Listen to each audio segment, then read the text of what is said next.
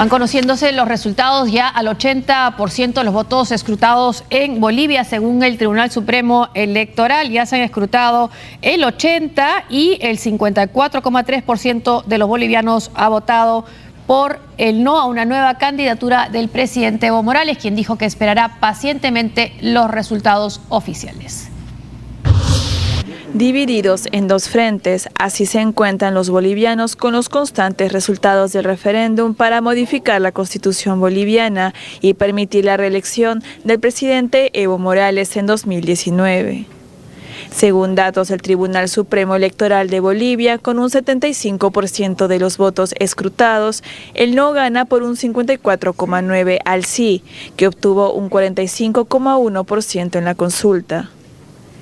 En tanto, los sondeos a boca de urna presentados por diferentes medios de comunicación proyectaron que el rechazo a la posibilidad de una nueva reelección de Morales alcanza entre el 51% y 52,3% de los votos totales. Con la diferencia en información, el oficialismo dijo considerar que actualmente existe un empate técnico.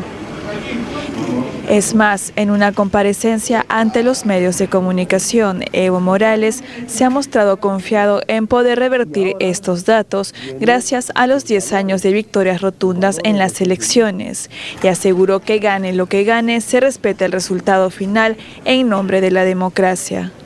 He pedido a todos los sectores sociales, grupos que participaron, sea con el sí, con el no, mucha serenidad, mucha responsabilidad, esperar el resultado final del Tribunal Supremo Electoral. Pero también algunos escuchaba ahí como ya se hubiera acabado la vida del Evo, del proceso. Se equivoca.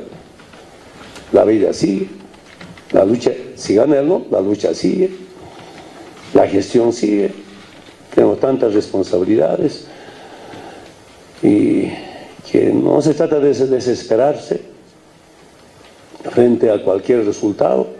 Los indicadores de este referéndum han generado sorpresa, pues hace poco el líder boliviano celebraba los resultados de la gran transformación económico-social de su gestión, pero al parecer eso no ha sido suficiente para dar por satisfecha a la población que se muestra preocupada por la recesión económica y las denuncias de corrupción que han caído últimamente sobre miembros del oficialismo.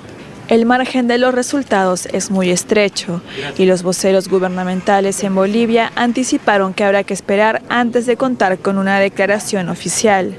Sin embargo, los analistas políticos señalan que este contexto se convierte en una oportunidad para que la oposición del país altiplánico pueda ganar más presencia.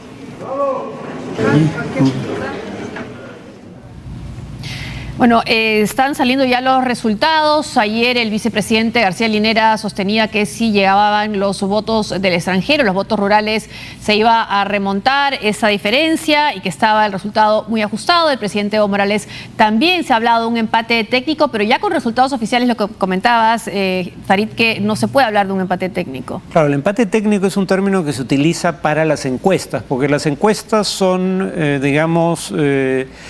en estadística se trabaja con probabilidades y lo que eso implica es que hay una probabilidad de error que está incorporada en el modelo. Entonces, cuando se dice que hay empate técnico, se quiere decir que la diferencia entre dos candidatos está dentro del margen de error estadístico y por ende no se puede decir que sea una diferencia sustantiva. Cuando ya estás hablando de conteo de votos, no hay tal cosa como empate técnico. Si te ganaron por un voto, perdiste, no hay empate. Y es lo que dijo ayer García Linera, porque le dijeron, bueno, esto va a ser muy ajustado, se gana por un voto, en este caso también se puede perder por un voto, ¿no?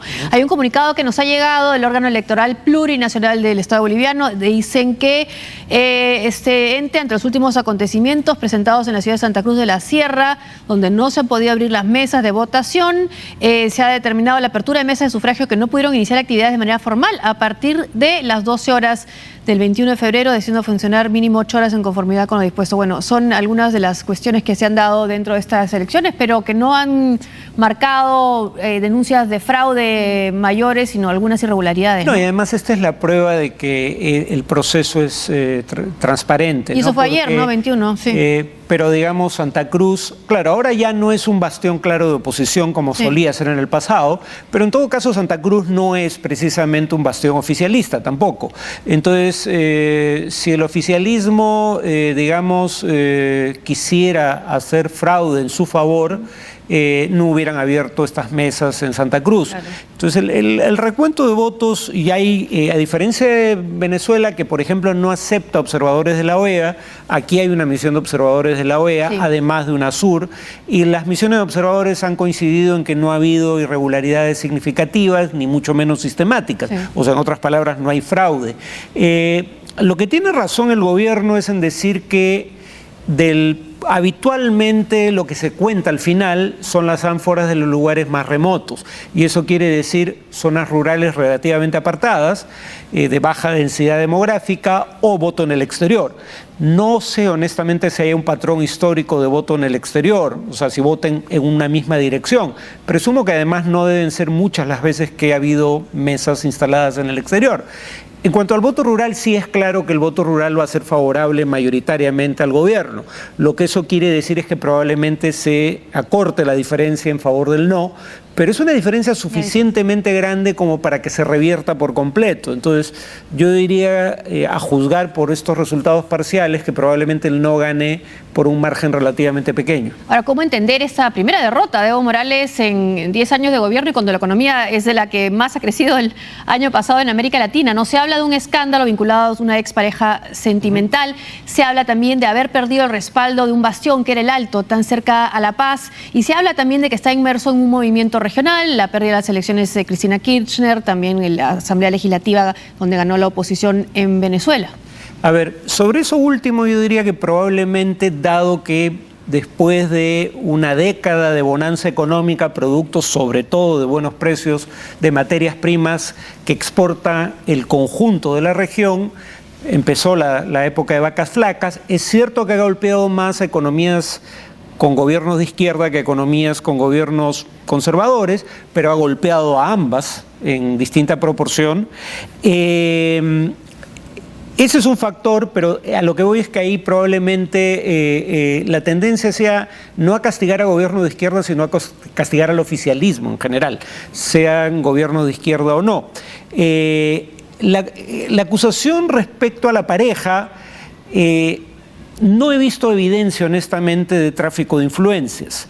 Es una mera especulación. Lo que sí parece ser cierto es que el presidente Morales dijo que la relación había terminado hacía mucho tiempo, que además los contratos fueron suscritos incluso antes de que ella entrara a trabajar en la empresa china, digamos, porque la idea es, habría tráfico de influencias porque ella es ejecutivo de una empresa china que obtiene contratos con el Estado que está gobernado por su expareja. Aparentemente es cierto que ya no eran pareja, pero claro, el tema es que hay fotos donde se les ve juntos de manera reciente. Eso obviamente no implica que sigan siendo pareja, pero en todo caso ha sido utilizado como munición por la oposición en campaña. El tema del Alto sí es un tema que claramente afecta al gobierno por propia torpeza. Gente vinculada, porque al menos según las detenciones policiales, eso es la información que se tiene, gente vinculada al gobierno quemó un local público en el que murieron 6 personas en la víspera del referendo. Opositores. Además, opositores, claro. Y entonces el Alto, que efectivamente históricamente había sido un bastión oficialista, pero el Alto, más que bastión oficialista, es una ciudad que siempre se revela contra el poder, sea quien sea el gobernante. Habiendo sido bastión oficialista en el pasado, ahora ya había votado en las elecciones locales y regionales del año pasado por la oposición y ahora parece nuevamente haberlo hecho. En un sábado de elecciones en Estados Unidos, Jeb Bush anunció que salía de la carrera presidencial. Hillary Clinton ganó la asamblea partidista de Nevada y Donald Trump se impuso